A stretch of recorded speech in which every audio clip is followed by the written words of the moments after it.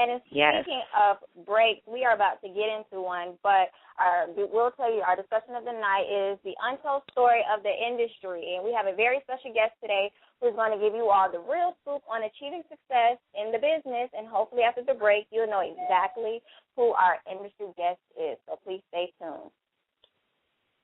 Yes, yes.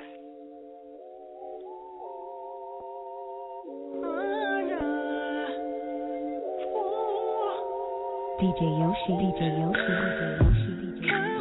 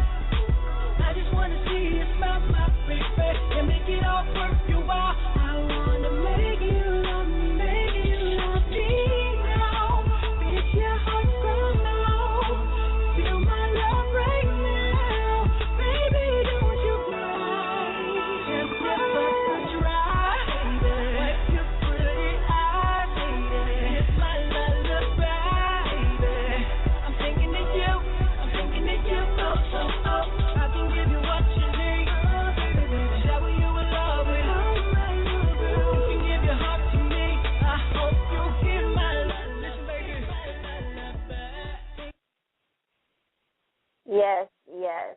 Now, we are back. Now, no matter what age you are, if you keep up with the times, you definitely should know that beautiful voice, and it is none other than the Prince of R&B himself, Sammie, and we actually have him on the call. How are you? Yo, what's good? How y'all doing? I'm doing well. Man. Thank you for calling into the show tonight. No doubt, y'all fam. How y'all been? What's goody? We are good. Hey. We are going to just turn up for time being, since we're going to have a little bit of time with you. Turn up. Now, for all the fans that want to know, what would you say is the difference between the Sammie then and the Sammie that we know now? Man, I'm 26 years young, so when I came in the game, I was a kid, literally. I was 12 years old. Mm-hmm. Really more so, and I still love music, of course, and that's my passion, but it was just strictly about music and having fun and making the girls scream. That was my occupation. I wasn't as business-oriented as I am now. I've had my own company for the last 3 years. I've had major deals. I know how to move as a CEO as well as a songwriter, singer, all combined in one little gumbo soup. So, I'm just more entailed in hands-on with my business and the direction in which I'm trying to go. So that's a substantial difference. It's just growing and learning the business and learning how to expand your brand. Right. What not to say, what not to tweet. You know what I'm saying? Like, it's so many essentials to having longevity that I think people don't really take heed to. So I've really been able to just be like a sponge and soak up everything and knowledge and exude. I want to say greatness because I aspire to be great, never accept mediocrity. So I think that's a substantial difference from the kid Sammie that I was introduced to the world as, to the young man I am today. Yes, and actually we're the same age, and I'm not going to lie, I still have that cassette tape, your first song ever, so I just think this is still kind of unreal for me. I'm like, oh, my God, dancing in my room, listening to you. With the yellow jacket on. Yeah, yes, yellow jacket. Yes, but I still have my cassette tape. Like, honestly, when I see your manager, I'm going to bring that tape to him and be like, yo, I've been on this, So, appreciate cool. That. Absolutely. Now, as an artist who's seen longevity in this business, I know you get approached a lot of time by indie artists who want to know the essentials to achieve success in the industry. Now, I know you can't give a clear-cut answer, but what would you say are some do's and don'ts of getting into the industry right now that are still relevant today? I mean, you know, it's cliche, but it's also just a given. We have access to the internet. You know, I would have to say more kids spend time on the internet and via World Star Hip Hops and Nicole Bitties, et cetera, than they do watching MTV Jams or 106 in Park. So from that standpoint alone, if you have an internet presence, a strong viral campaign, that will help you gain a sense of relevancy and also an audience that you now know you have to cater to. You know what I'm saying? Of course, you have to have great music. It starts with the music. It's the music, and it's the business.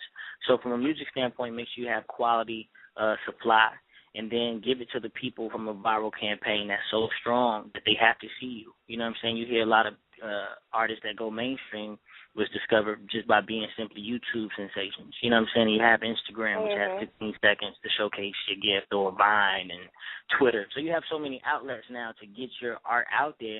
It's just a matter of, first of all, having something that's worthy of people taking the time out to listen and indulge in, and then after that, having a camp that really believes in your campaign and your vision, and by any means necessary is going to make that come into fruition. Right. Now, isn't there a fine line with that? With how to properly promote yourself on social media, because sometimes it kind of can come off as spam, especially when you're an indie artist. Like, geez, okay, I get it. Yeah, because coming out. I get tweets every day of somebody saying, check this YouTube out, or check this cover out, or woo woo. But the thing is, I think people forget what artist means. Like, an artist is supposed to be creative. Therefore, there's so many different ways to do the exact same thing someone else did. You know what I'm saying?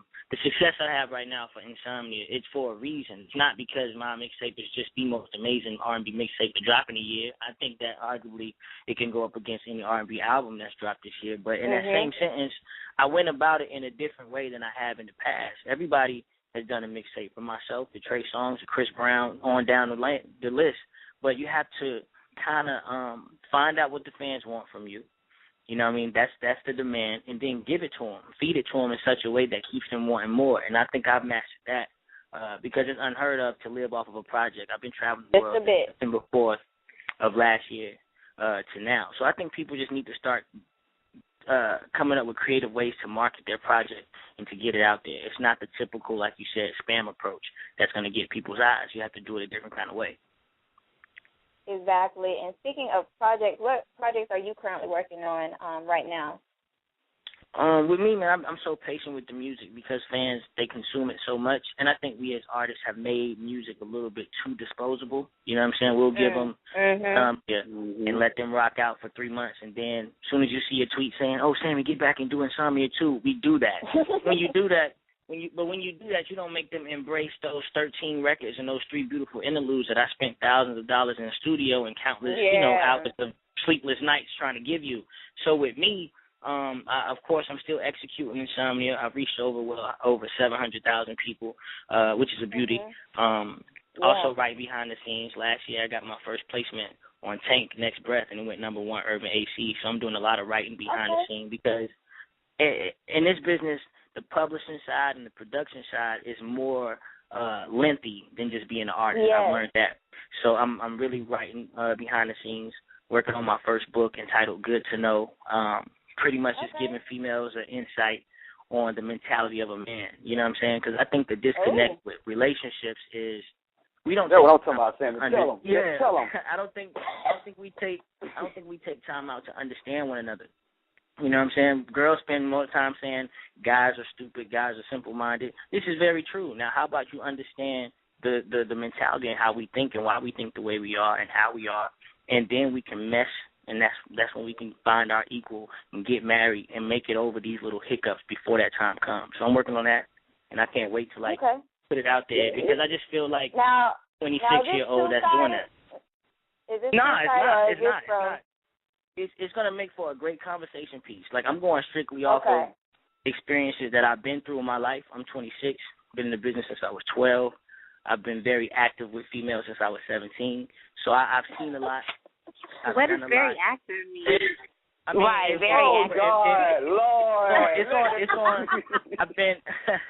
I've been active physically and emotionally since I was 17 years young. Okay. You know what I'm saying? So that's almost 10 years of making mistakes, Actively. but 10 years of also of learning from my mistakes to become a better man. So I've been very active, and I have a lot of those experiences in which I want to share with mainly my female audience, because that's who I cater to. Okay. Now, are you currently in a relationship, since we're talking about being very active or whatnot? Yeah, I would say my heart is taken. That's the perfect way for me to answer that. Okay. Good man. That's how you answer Well, that. now your fans know. Yeah, now, they know. I'm trying to see if I could pull it up, but Phenomenal P _ on Instagram, she wants to know, are you still drawing? She said she went to school with you, and she said, please ask him if he's still drawing because he used to draw real well. Oh, that's real crazy. I'm about to say she had to go to school with me. I only draw when I'm West Coast or West something? Yeah, West Orange. I had to be born West to Orange. draw, but I still have that gift that I tap into every now and then. When I was in high school, I kind of thought I wanted to go into fashion design, so I used to sketch clothes and things of that nature. Mm-hmm. But that's just like more so of a hobby of mine. It's something I may tap into seriously later on in life. But I do draw occasionally, every now and then. Well, she said she wants you to get back into doing that because when she's saying it, she said you did an awesome job in that. So I do that Rashaad, until you I had got a question. Okay. Rashaad, you had a quick question you wanted to get in before we get out of here. Yeah. Well, I just really want to know, is there any issue, that you came across or know about being in the industry, that made you question your placement? Like, is this really for me? Is it something I really want to do? Or how did you get through that? What made you keep moving on through those issues? To be honest, man, I've seen some of my darkest days being amongst this industry. You know what I'm saying? I like to say I'm in it, but I'm not of this industry. My morals and my ethics and my integrity, I still got that intact. But I've parted ways with somebody that used to be like a brother to me because he was just a fraudulent, false individual. And I say that with love, though, and not to slander anything. This is just the truth. And that right there kind of took me back because when you put your trust into somebody you consider your brother and it's the complete opposite and you were only a dollar sign and you have to find it out the hard way, it could take away the passion for the craft. You understand what I'm saying? But in that same sentence, I'm a grown man that knows God, that's strong. So, in my darkest days, actually, I want to thank that individual because it made me who I am today. Like, now I know I can't be stopped because anything that could possibly go wrong from an artist standpoint, I've experienced it. And not only have I experienced it, I bounced back from it. You know what I'm saying? I never became this bitter, hateful dude. The only thing I did was become more positive. I showed more love to my team and my campaign. I thanked my fans and became a little more humble because they held me down through the storm. So I think if you really are put here on earth to do music or to be an actor or to be an athlete or a teacher, if that's your passion, then you can become that person that walks in their purpose. And that's what I'm doing now. So it's never a day where I'm like, oh, I don't want to be Sammie. I love being me. Like, I'm in a happy place. My bills is paid. My mom's is healthy. She's good. My siblings love me. You know what I'm saying? I see parts of the world that everybody else don't get to really see. I just got back from, I heard y'all talking about vape. I just got back from Cabo. I know how to, get away from the world, and just to come back to refocus my focus. So you just have to find that balance as a person, man. You can't have too much of anything because it'll kill you. Exactly. I definitely want to thank you so much for coming on our show. I think you definitely touched on some very important topics, especially when it comes to that social media and how to market yourself, because it's very true. You have to step outside of the box, be creative, and sometimes even if you have talent, that's the part that lacks, and that's the part that you need to help you connect to, these industry individuals. So I think that was very important. It's just all about being creative. Again, to just give a little more insight, not to cut you off, but with the Insomnia project, when I first dropped the music, I didn't. Usually people drop a song and they drop the video for that song, and then after 3 months, no one's talking about it anymore. So I wanted the music to live and spread organically over a certain time span, and it has done so. And just now, back in June, I released my first visual off of Insomnia for Put It In. Now people are inquiring about the next single. And I think that's just a new way and a new blueprint to stretch out the project. September 4th will be a year anniversary of Insomnia. and I only put out one official video.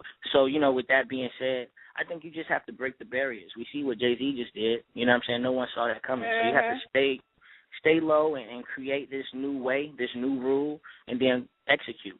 Just execute to its maximum potential. Yes, and thank you so much. We're going to definitely take this to Twitter, because I have people right now still hitting me up wanting to ask questions, but we have to get out of this studio now. So if you want to know more, make sure you hit us up on Twitter to ask your questions to Sammie. I'm sure he may still be available. And again, thank you so much for coming in on the show. Thank y'all. I appreciate y'all. Absolutely. Good night, everybody. Ooh. Good night. Turn up.